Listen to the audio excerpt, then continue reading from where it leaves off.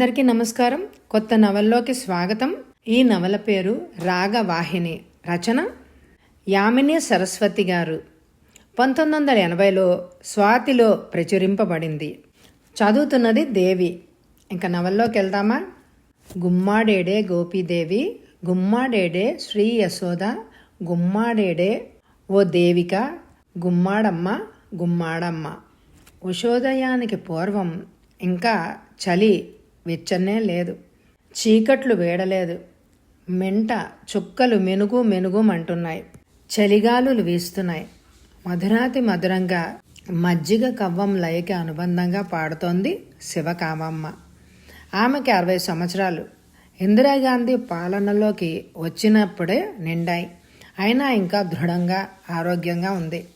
ఇంటి పని చకచకా చేసుకోవడమే కాదు, వేకువనే లేచి కాగు కింద మంట వేసి మజ్జిగ చిలికి వెన్న తీసి వంటిల్లు శుభ్రం చేసి తెల్ల వారేసరికల్లా పై పనులు ముగించి వంట చేసి పాడి చూసుకుని అటు సూర్యుడు తూర్పు కొండెక్కేసరికల్లా పొలంలో ఉంటుంది. అమ్మమ్మ, సత్య పిలుపుకి కవ్వమాపి ఏమ్మా అంది. మరి నేను బయలుదేరనా? మనవరాలి వైపు ఆప్యాయంగా చూసింది శివకామమ్మ. ఆమె కళ్ళు ఆనందంతో మెలమెలనాడాయి. ఎంత అందంగా ఉంది అని అనుకుంది తనలో. మళ్ళీ వెంటనే దిష్టి తగిలేను అని అనుకుంది. వాళ్ళంతా వెళ్ళిపోయారేమో అంది మళ్ళీ సత్య. వాళ్ళంటే ఆ ఊరి నుంచి రోజు పట్టణానికి వెళ్ళి పాలు, పెరుగు, వెన్న, నెయ్యి అమ్ముకునేవాళ్ళు. తెలుగుదేశంలో పల్లెల్లో పాడి పశువులపై సామాన్య గృహిణి జీవితం ఆధారపడి ఉంటుంది. 100కి 90 మంది ఇళ్లాళ్ళు ఇలాగే పాడి చేస్తారు. డైరీ డెవలప్మెంట్ వాళ్ళ ధర్మమా అని పాల రేటు, నెయ్యి రేటు తిరిగి ఆకాశాన్ని అందుకున్నాయి. ఆ రెండిటిపైన బ్రతికే బీద కుటుంబాలకి జీవనాధారాలు అయ్యాయి. కొందరు పాల కేంద్రాలకు అమ్ముతున్నారు. పట్టణాలకి మరీ దగ్గరలో ఉండేవాళ్ళు నేరుగా టౌన్లకు వెళ్ళి పాలతో పాటు పెరుగు, మజ్జిగ కూడా అమ్ముకుంటున్నారు. కొందరైతే టౌన్ చేరి పశు సంపదపై జీవిస్తున్నారు. వెళ్ళి తీరాలా అమ్మా? మళ్ళీ ప్రశ్నించింది శివకామమ్మ. మళ్ళీ మొదటికొచ్చావా? రాత్రంతా నేను చెప్పింది మర్చిపోయావా? ఏమిటమ్మమ్మ, హాయిగా వెళ్ళి 4 రోజులు ఉండొస్తానంటే వినవు. దానితో గత రాత్రి విషయమంతా గుర్తొచ్చింది ఆమెకు. అమ్మమ్మ పక్కలో దూరి ఆమె కడుపు మీద చెయ్యేసి అమ్మమ్మ అంటూ పిలిచింది సత్య. మనవరాలి తల మృదువుగా నిమిరింది శివకామమ్మ. ఆమెకి అస్తమానము మనవరాలి చింతే. ఉన్న ఒకే ఒక కూతురు విశాలాక్షిని ఆస్తితో పాటు శేషయ్యకి ఇచ్చేసింది. పెళ్ళైన ఏడాదికే సత్య పుట్టింది. పురిట్లో కాన్పు కష్టమై గర్భసంచి తీసేయాల్సి వచ్చింది. దాంతో ఇంకా మళ్ళీ పిల్లలు పుట్టే అవకాశం పోయింది. విశాలాక్షి భర్తను అప్పుడప్పుడు వేధించేది. మళ్ళీ పెళ్లి చేసుకోండి, కొడుకు పుట్టింది లాభం లేదు, వంశం కావాలి, వంశం నిలబడాలి అనేది. ఆ మాట అన్నప్పుడల్లా శేషయ్య కస్సుమనేవాడు. కూతురైనా కొడుకైనా అదే. నా కన్న తల్లిని బాగా చదివిస్తాను, ఝాన్సీ రాణ్ణి అంతటి దాన్ని చేస్తాను, కనీసం ఇందిరాగాంధీ అంతైనా చేస్తాను అనేవాడు కూతుర్ని ముద్దులాడుతూ. అన్నట్టుగానే 5 ఏళ్ళు వచ్చేసరికి అక్షరాభ్యాసం చేసి బళ్ళో వేశాడు. ఆసరికి ఆమెకి సుమతి, వేమన, దాశరథి, భాస్కర శతకాలు, అమరం, ఆంధ్రనామ సంగ్రహం కొంత నేర్పించాడు. విశాలాక్షి కూడా సత్యం చూసి తృప్తిపడేది. కొడుకు లేని కొరత తీర్చుకోవాలని అప్పుడప్పుడు నిక్కర్ చొక్కా వేసేది. ఆనందంగా ఉప్పొంగిపోయే సంసారంలో విధి విపరీతం చేసింది. ఊరిలో విలయ తాండవం చేసిన కలరా 2 పొట్టన పెట్టుకుంది. ఒంటరైన మనవరాల్ని తన ఊరి తీసుకెళ్ళిపోయింది శివకామమ్మ. అల్లుడు ఇల్లు, ఆస్తి అమ్మివేసి బంగారం కొంది, నగలు చేయించింది. బ్యాంకులో వెయ్యి లేదా అప్పుకివ్వు అని ఎవరు సలహా ఇచ్చినా వినలేదు. అంతా బంగారమయం చేసింది. తన 2 ఎకరాల పల్లపు భూమిలో వచ్చే ఐవేజు 3 అంకణాల ఇల్లు, పాడి పంటతో మనవరాల్ని దినదినాభివృద్ధిగా పెంచింది. ఆ ఊళ్ళో ఉన్న హై స్కూల్ చదువు పూర్తి చేయించింది. పై చదువులు చదవాలని సత్య అన్నా ఆమె వినలేదు. 18 ఏళ్ళు నిండాక పెళ్లి చేసేస్తాను, అంతదాకా తిని తిరిగి ఒళ్ళు పెంచుకో, రూపురేఖలు ఏర్పడితేనే ఆడదానికి అందం అంది. దాంతో ఆమె చదువు గట్టెక్కించింది. సత్యతో పాటే ఎస్ఎస్సి చదివిన శ్రీ చందన బిఏ పూర్తి చేసింది. స్నేహితురాళ్ల మధ్య ఉత్తర ప్రత్యుత్తరాలు సాగుతూనే ఉన్నాయి. శ్రీచందన నాన్నగా డాక్టర్. ఆయన బదిలీపై తిరిగి ఆ ఊరు దగ్గరే ఉన్న టౌన్కి వచ్చేశాడు. ఆ ఊరికి టౌన్కి గట్టిగా 5 మైళ్ళు ఉంటుంది.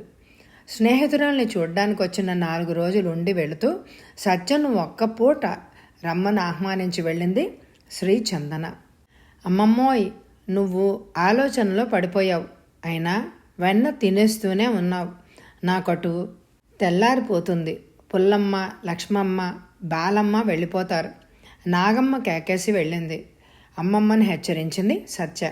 సరే వెళ్ళిరా తల్లి, చెప్తే వినే మనుషులా మీరు?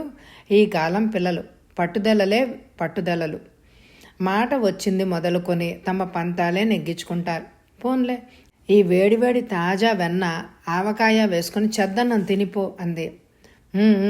ఆలస్యం అవుతుంది కలుపుకోవడం తినడం. భడవ, నాకు తెలుసులే నీ ఎత్తు. క్షణమాగు, కలిపి ముద్దలు పెట్టేస్తాను. సత్య కళ్ళలు తెలిసిన అమ్మమ్మ క్షణాల మీద ఆవకాయ కలిపి వెన్న ముద్ద తీసుకుని ముద్దకు కొద్దిగా వెన్న, ఒక చిన్న మిరపకాయ అందించసాగింది.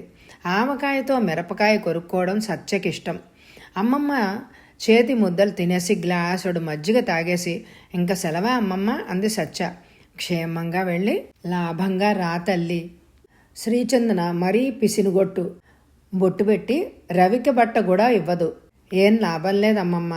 చాలే చిత్రాలు, వెళ్ళిరా వాళ్ళు వెళ్ళిపోతారు అంది శివకామమ్మ చేత్తో హ్యాండ్ బ్యాగ్ ఊపుకుంటూ. తాజాగా ఆ సాయంత్రం కోసుకొచ్చిన అలసంద కాయలు పోసిన బ్యాగ్ భుజానికి తగిలించుకుని టాటా అంటూ రివ్వున పరిగెత్తింది. ఆ చురి చీకట్లు విచ్చే వేళలో సత్య వెళ్లేవైపే చూస్తూ పిచ్చిపిల్ల ఎలా బ్రతుకుతుందో అనుకుని కళ్ళొత్తుకుంది శివకామమ్మ. గబగబా ఇంటి నుంచి బయటకొచ్చి చూసింది సత్య. ఊరంతా గలగలామంటోంది. ఏ ఇంట్లో చూసినా పాడి చేస్తున్న సవ్వడి, వెన్న తీస్తున్న శబ్దం, ఇంటి పని చేసుకుంటున్న చప్పుళ్ళు వినిపిస్తున్నాయి. రైతులు పశువులకి మేత వేసి వ్యవసాయ పనులకి తయారైపోతున్నారు. చదువుకున్న పిల్లలు పాఠాలు కంటతా పట్టడానికి గబగబా వల్లె వేస్తున్నారు. చెరువు నుంచి స్నానం చేసి మంచినీళ్లు తెస్తూ ఏవేవో మంత్రాలు గట్టిగా చదువుతున్న శాస్త్రిగారు పలకరించారు సత్యని. ఎక్కడికే పిల్ల అంటూ. టౌన్కు వెళ్ళొస్తా తాతగారు అంది సత్య. ఆయనకి తాతగారు అని పిలిస్తే ఒళ్ళు మంట. శాస్త్రి గారు అనాలని ఆయన ఆకాంక్ష. కానీ సత్యనేమీ అనలేదు. ఎందుకంటే మాటకి మాట సమాధానం చెప్తుంది సత్య. ఏ తాతగారంటే తప్ప నువ్వేం మామయ్యలాగున్నావా? ఇంకా 10 ఏళ్ళు 5 ఏళ్ళు అంతే. ఆ తర్వాత శాస్త్రి అనే పేరే వినపడదు అంటుంది నవ్వుతూ. అందుకని సత్య జోలికి రాడు అతను. జాగ్రత్తే అమ్మాయి, టౌన్లో పోకిరి వెధవలు ఉంటారు, జాగ్రత్త నవ్వుతూ చురకంటించాడు. మరేం పర్లేదు, ఒంటి బ్రాహ్మడివి, నీ శకునం అయిందే తప్ప మరేం భయం లేదు అంది. నా శకునం మంచిదేలే, మంచి మొగుడొస్తాడు. చీపో, నీకెప్పుడు మొగుడు పెళ్ళాం, అంతకుమించి ఆలోచనే రాదు అని కదిలిపోయింది. నా వయసు వాళ్ళకి నీ వయసు వాళ్లతో మాటలుగాక ఇంకేముంటుందే అని ముందుకు సాగిపోయాడు శాస్త్రి తిరిగి మంత్రాలు ఎత్తుకుంటూ. సత్యం ముందుకు కదిలింది. తెల్లవారుజాము అయినా మెట్ట చుక్కలు చంద్రుడు వెలుగుతూనే ఉన్నారు. వెలుతుర్ని కాస్తో కూస్తో ఇస్తున్నారు. కనుచూపు మేరలో ఎవ్వరూ కానరాలేదు. అప్పుడే వెళ్ళిపోయారా, లేకపోతే ఇంకా వెనకున్నారా? తనలో తాను అనుకుంటున్నట్టుగా అనుకుని ఒక్కసారి వెనుతిరిగి చూసింది. దరిదాపుల్లో ఎవ్వరూ లేరు. గబగబా నడవసాగింది. సిమెంట్ రోడ్డు చేరుకునే వరకు ఎవ్వరూ కనిపించలేదు. పరుగులాంటి నడకతో ముందుకు చూస్తూ సాగిపోయింది సత్య. మలుపు తిరిగేసింది సత్య. సరిగ్గా ఆ సమయంలో వేగంగా వస్తూ మలుపు తిరిగిన కారు సర్రున్న దూసుకు వచ్చింది. ఏదో పరధ్యానంలో వేగంగా డ్రైవ్ చేస్తున్న వ్యక్తి హఠాత్తుగా ఆ మలుపులో మనిషిని చూడగానే మతిపోయినట్టు సడన్ బ్రేక్ వేశాడు. ఎంత బ్రేక్ వేసినా కారు కొద్దిగా రాసుకునే పోయింది. ఆ విసురికి పడిపోయింది సత్య. కారు ఆఫ్ చేసి తల తీసుకుని దిగి వచ్చాడు ఆ వ్యక్తి. లేచి నుంచుంది సత్య.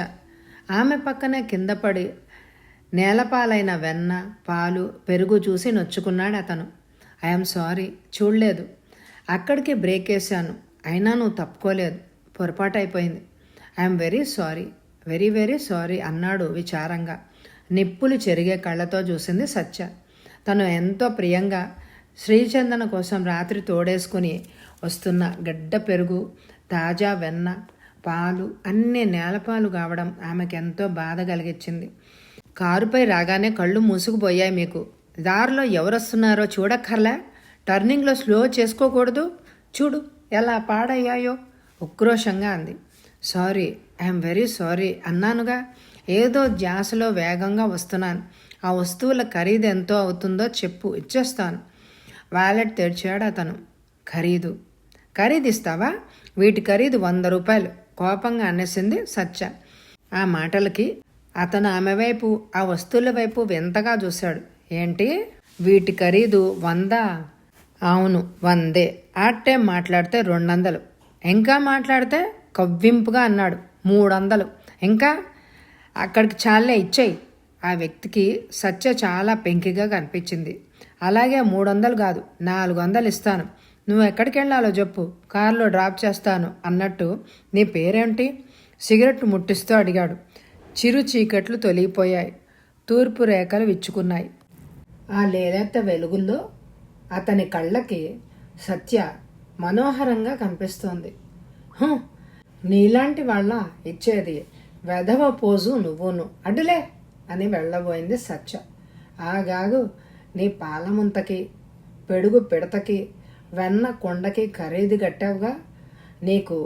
నీ వాటికి ఇదిగో డబ్బు. ఆగి అతని వైపు నిర్లక్ష్యంగా చూసి అంది చేయి చాపి. అలా రా దారికి, కారెక్కు. 400 కాదు, 1000 ఇస్తాను కవ్వింపుగా అన్నాడు అతను. అతని వైపు తీక్షణంగా చూసింది సత్య. అతను తమాషాగా నవ్వుతున్నాడు. చప్పున అతని బుద్ధి అర్థమైంది ఆమెకి. ఛీ అంటూ కదలబోయింది. ఆగాగు, నా కంట పడ్డాక ఇంకెక్కడికి వెళ్తావు? హఠాత్తుగా ఆమె చెయ్యి పట్టుకున్నాడు అతను.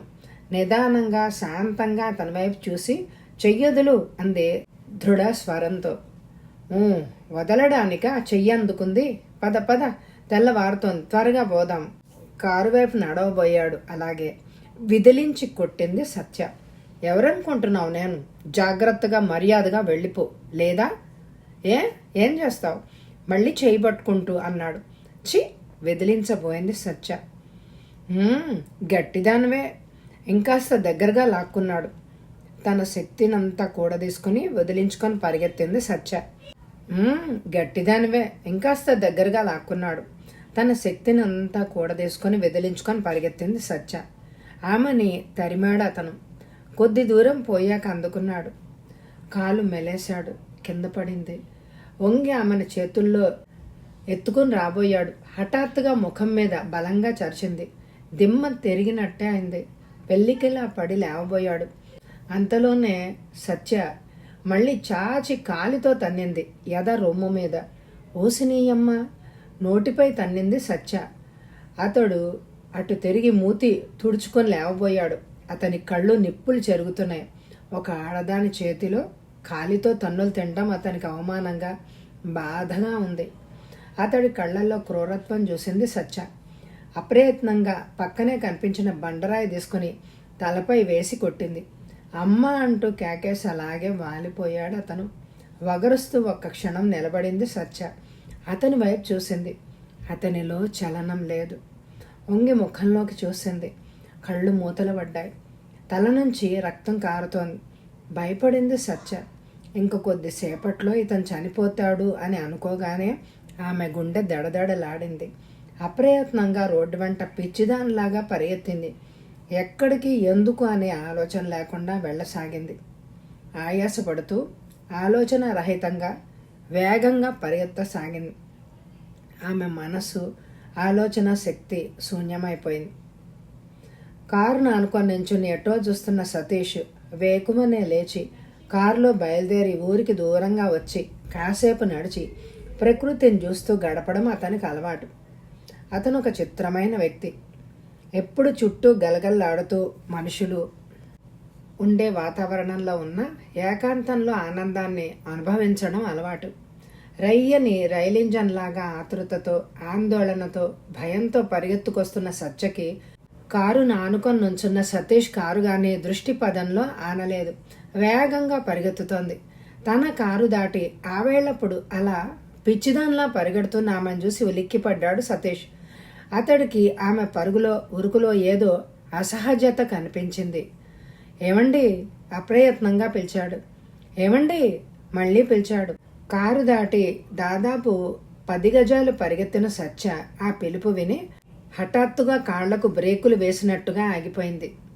తను ఆమె దగ్గరగా వచ్చి, ఎక్కడికండి అలా పరిగెడుతున్నారు? ఏమైంది అని మృదువుగా అడిగాడు. భయంతో, అలసటతో, ఆందోళనతో ఆమె నోటి వెంట మాట రాలేదు. కాసేపు ఆగి అలసట తీర్చుకొని చెప్పండి.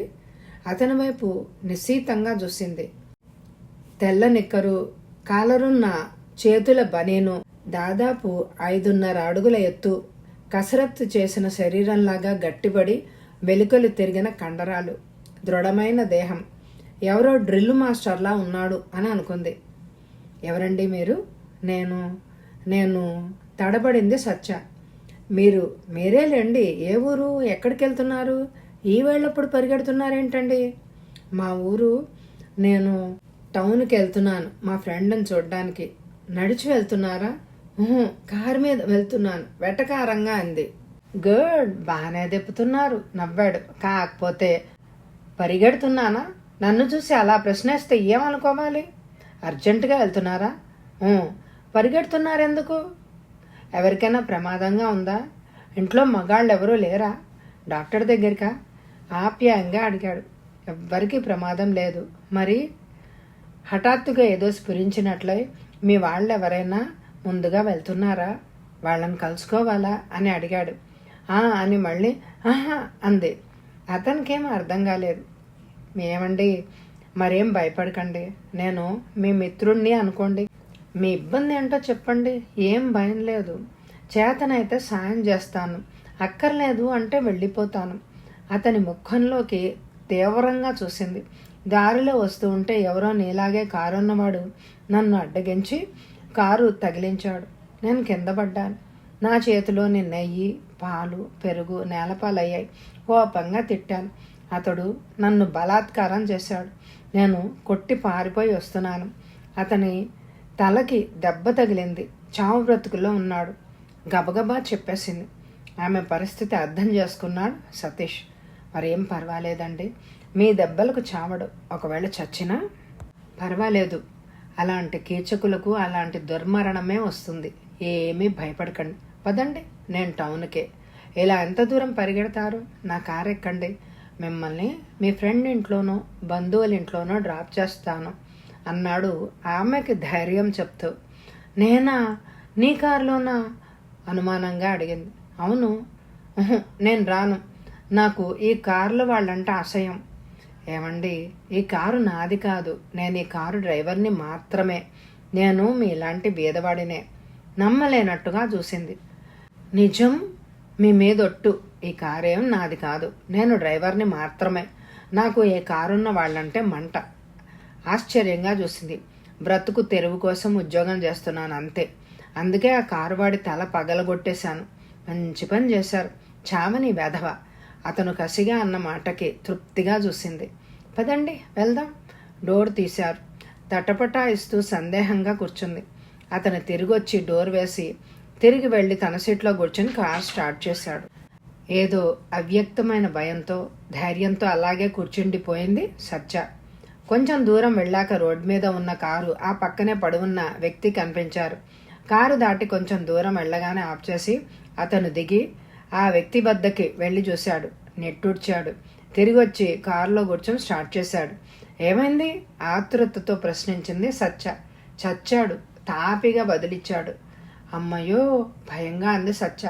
ఒక్క క్షణం తర్వాత ముఖం అరచేతుల్లో దాచుకుని వెక్కి వెక్కి ఆడవసాగింది.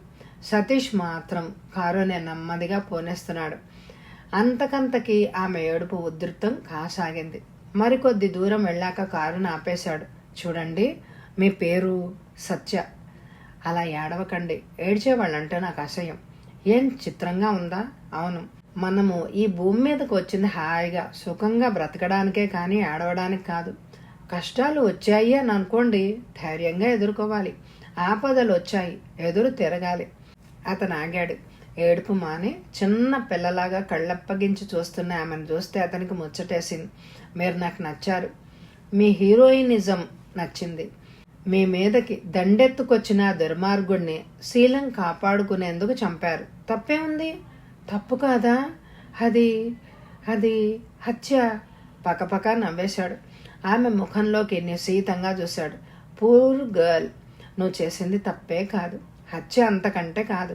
రావణాసురుడు సీతని చెరబట్టాడు, రాముడు అతన్ని చంపేశాడు. చూస్తే మీరు చదువుకున్నట్టున్నారు.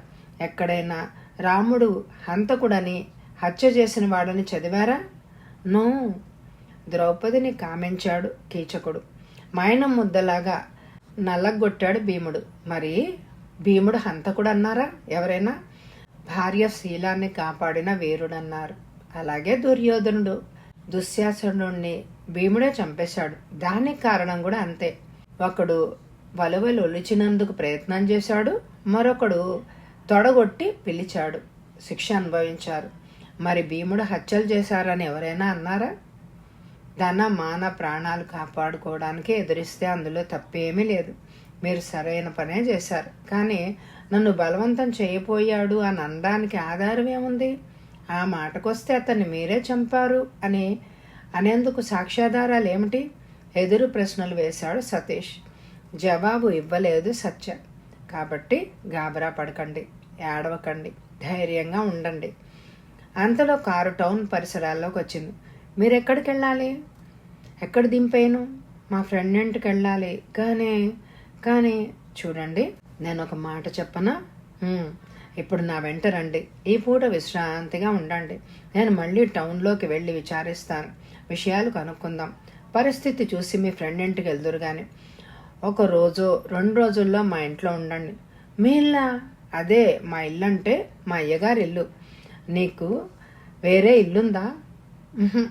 అమ్మా నాన్న ఎవ్వరూ లేరు. చిన్నప్పుడే పోయారు. మేనత్త వాళ్ళు పెంచి పెద్ద చేశారు. మీ అత్తయ్య గారింట్లోనే ఉంటున్నావా? అవును. ఇంకెవరున్నారు అక్కడ? ఆయనకి నాలాగే ఎవ్వరూ లేరు. ఇంట్లో వంట మనిషి, పని మనిషి, వాచ్మ్యాన్, అంతే. ఎవ్వరూ లేరు. లంకంత ఇల్లు, విశాలమైన తోట. ఆయన ఎప్పుడు బిజినెస్ పని మీద టూర్లు తిరుగుతూ ఉంటారు. ఇల్లంతా నా స్వాధీనమే. బాగుందా? బ్రహ్మాండంగా ఉంది. అందుకే డ్రైవర్గానే బతికేద్దామని నిశ్చయించుకున్నాను. మంచి పనే. ఎంతకీ నాతో వస్తారా? మీ అయ్యగారు? మా అయ్యగారు ఊర్లో లేరు, ఢిల్లీ వెళ్ళారు. పని మనిషి? అతనేం అడగడు. వంట మనిషి? ఆమె అనదు. వాచ్మ్యాన్? అతనికి నా మాట సుగ్రీవ ఆజ్ఞ. అందరూ నీ మాటే వింటారా? ఆ మాటకొస్తే నా కనుసన్నల్లో బ్రతుకుతారు. మీ అయ్యగారు లాగా దర్జా వెలగబడుతున్నామన్నమాట. నేనే అయ్యగారిని అన్నట్టుగా ఉంటారు వాళ్ళు. సత్య మరి ఏమీ మాట్లాడలేదు. మరి అక్కడికే వెళ్ళిపోదామా? మీ వంట మనిషితో ఉంటాను. వద్దులేండి, గెస్ట్ రూమ్ ఉంది, దాంట్లో ఉండండి. ఆ పక్కనే కిచెన్, అందులోనే ఉంటుంది వంట మనిషి. అలాగే. అదిగో అదే మా బంగ్లా. దూరంగా అతను చూపిన వైపే చూసింది. రోడ్డుకు ఫర్లాంగ్ దూరంలో ఒంటరిగా ఆకాశంలో చందమామలాగా ఉంది ఆ బంగ్లా. అది బాగా ధనవంతులుండే ప్రాంతం. దూరంగా కట్టుకున్నారు ఇళ్ళు. ప్రతి ఇంటికి కాంపౌండ్ వాలు, కాంపౌండ్ మధ్య ఇల్లు, విశాలంగా అధునాతనంగా అన్ని సౌకర్యాలతో. కారు మెయిన్ రోడ్ దిగి మామూలు రోడ్డు వెంట పరిగెత్తి ఆ బంగ్లా ముందు ఆగింది. వాచ్మ్యాన్ పరిగెత్తుకుంటూ వచ్చి గేట్ తీశాడు. అప్పుడు సరిగ్గా 6 గంటలైంది. తూర్పున పగటి దీపం వెలిగింది. గేటు గుండా గార్డెన్ మధ్యలో ఇంటి వరకు వేసిన సిమెంట్ రోడ్డుపై రివ్వున పరిగెత్తింది కారు. కారు ఆగగానే బాయ్మన్ హారన్ మోగింది. పని మనిషి పరిగెత్తుకుంటూ వచ్చాడు. కారు తలుపు తీశాడు. టీవీగా దిగాడు సతీష్. అతని చూపుల వెంట పరిగెత్తి అటువైపు డోర్ తెరిచాడు. భయంగా తొలిసారి ఆఫీస్లోనో అత్తారింట్లోనో అడుగుపెట్టే వధువులాగా అడుగుపెట్టింది. గుడ్, కుడికాలే పెట్టారు. జవాబు ఇవ్వలేదు సత్య. రామయ్య, అమ్మాయి గారు కొత్తగా వచ్చారు. జాగ్రత్తగా తీసుకెళ్లి మన కిచెన్ పక్క రూంలో దించేయి. వెంటనే రా, ఏం కావాలో చెప్తాను. చిత్తం అన్నట్టు తలూపాడు, కదిలాడు. సత్య అతన్ని అనుసరించింది. కారు గ్యారేజీలో పెట్టొస్తానే, స్నానం చేయండి, తర్వాత టిఫిన్ వద్ద కలుద్దాం. తిరిగి కారులో కూర్చొని కారు కదిలించాడు సతీష్. పని మనిషి వెంట కదిలింది సత్య. వెళుతున్న సత్యం చూసి ఈ అమ్మాయి చాలా అమాయకురాల్లా ఉంది. మంచులో తడిసిన తెల్ల మల్లెపువ్వు లాంటి సౌందర్యం, అచ్చమైన స్వచ్ఛమైన పైర గాలి లాంటి నెమ్మదితనం మూర్తీభవించినట్టుగా ఉంది. చూచిన తొలి చూపులోనే ఈ అమ్మాయి నా మనసును ఆకట్టుకుంది. అచ్చం తెలుగు నుడికారంలాగా నాగరికత వాసన వేచని తెలుగు పడుచు ఈ అమ్మాయి నా సొంతమైతే అని అనుకున్నాడు. స్నానం చేస్తావా అమ్మాయి? మరి వచ్చే ఎపిసోడ్లో ఇంతకీ ఆమె నిజంగా హత్య చేసిందా? ఈ సతీష్ అన్నవాడు ఆమెతో ఎలా ఉంటాడు? అతను నిజంగా డ్రైవరా, ఓనరా? ఇవన్నీ తెలియాలంటే మరి వచ్చే ఎపిసోడ్లో విందామా? ఈ ఎపిసోడ్కి తప్పకుండా ఎక్కువ లైక్లు ఇవ్వండి. ఎండ్ స్క్రీన్లో ఉన్న లింకులను కాపీ చేసుకుని తప్పకుండా ఇదివరకు చదివిన పూర్తి నవలలు, కథలు స్కిప్ చేయకుండా వినండి. Thank you very much my dear friends.